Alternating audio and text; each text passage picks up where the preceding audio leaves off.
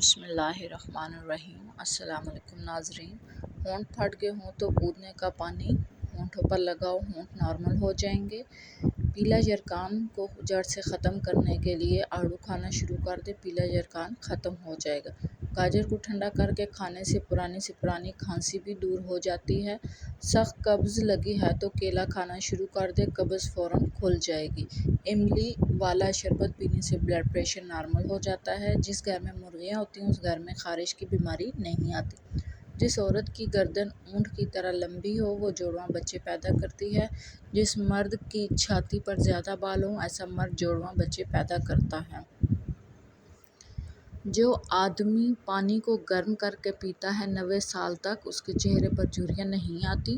جو سوتے وقت اپنے دائیں پاؤں کی تلی پر زیتون کا تیل لگاتا ہے اس کی یادداشت تیز ہو جاتی ہے۔ چوہوں کو بھگانا ہو تو املی کا شربت چھڑکاؤ، چوہے بھاگ جائیں گے۔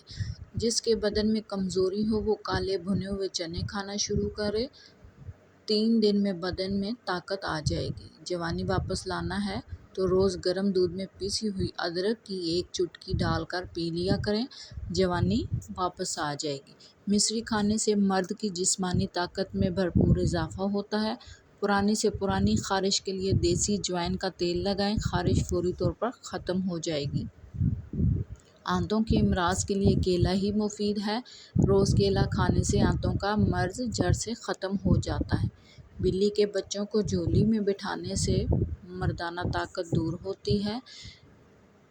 جیب میں رات کی رانی کا پھول رکھنے سے پورا دن آدمی سے خوشبو آتی رہتی ہے۔ آپ کا نفس پتلا اور چھوٹا ہے تو بادام کے تیل میں گیندے کے پھول کو پیس کر ڈال دیں اور تیل کو نفس پر نہاتے وقت لگائیں۔